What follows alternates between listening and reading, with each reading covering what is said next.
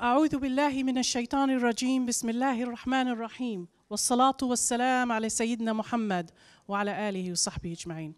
السلام عليكم ورحمة الله وبركاته. I'm actually a lawyer that represents families who've had to deal with counter-terror laws and policies such as PREVENT.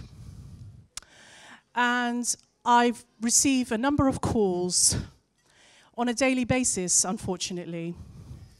PREVENT, as we all know, is the counter-terror policy that looks for signs of radicalization, in children as young as 7 months. Yes, I've had a sister whose baby was 7 months that was taken away from her.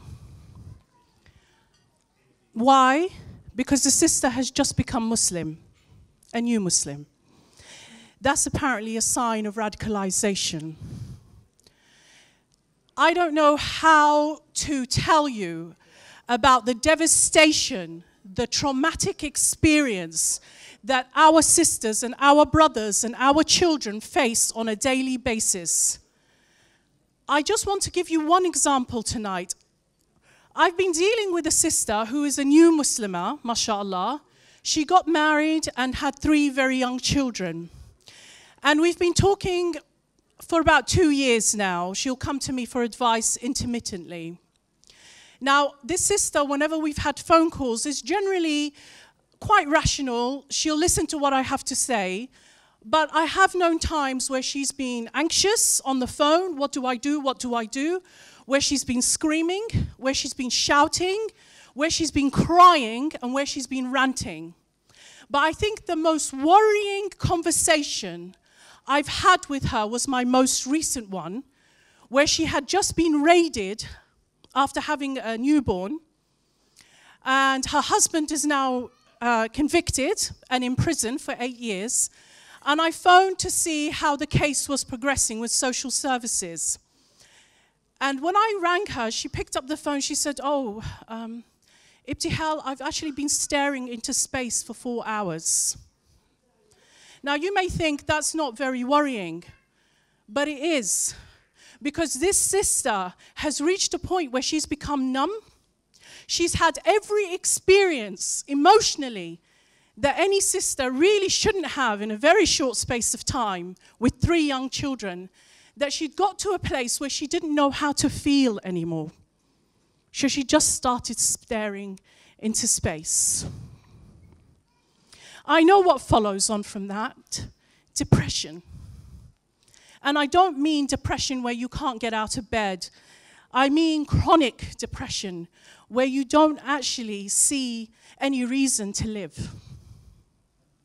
This is what PREVENT is. This is what counter-terror laws do, and it's very real. 2 days ago, a sister messaged me from Facebook and said, please, I need to speak to you. When I spoke to her, she told me that, again, she had 3 children, a single mother, and because of all the stress, she'd actually suffered a heart attack. I'm 46, she's 32. I've never had a heart attack. And she said that she couldn't look after her children. But her youngest boy had changed dramatically. I mean, he did a 180. This was a happy child. Now he's bedwetting. He cries all the time.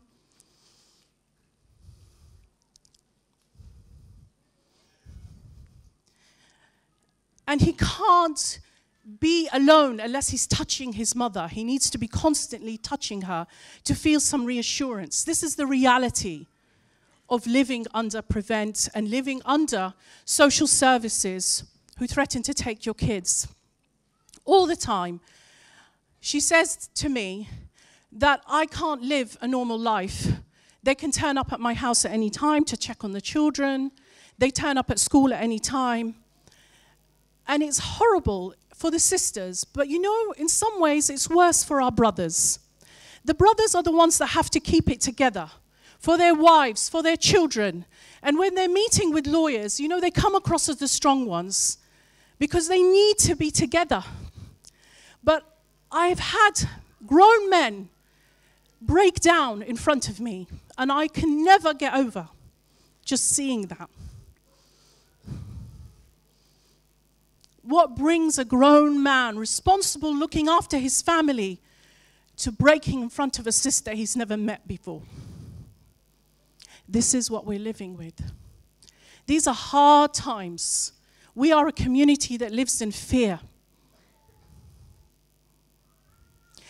And I see it all the time, where I understand it, I don't condone it. I understand it. On some level, I don't condone it.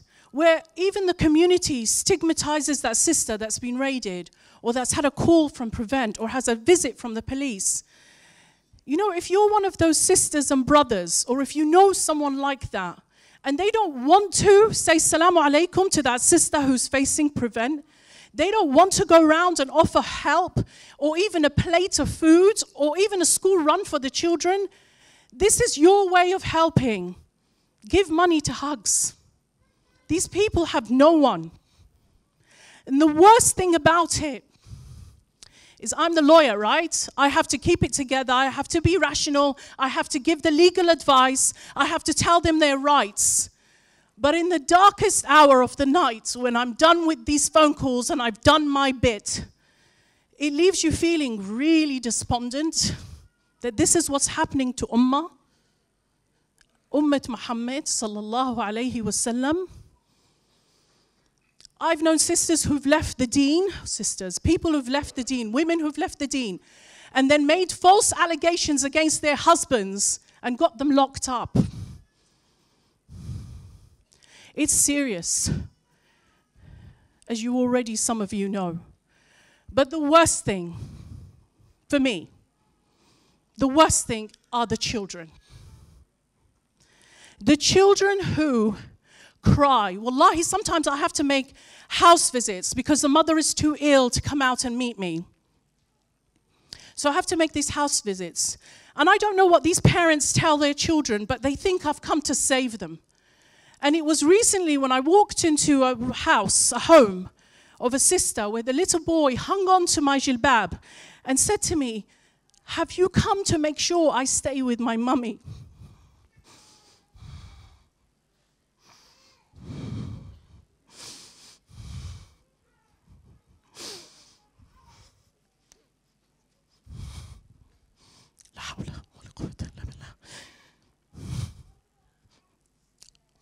I'm not ashamed of crying, because I know that there is real pain in our community. And although I haven't done much with HHUGS, I know that they're there. And they provide the psychological, the emotional, the physical help that people really need at this time.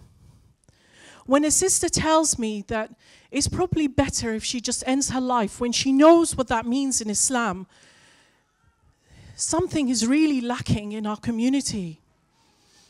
Jazakum Allah khair for being here today.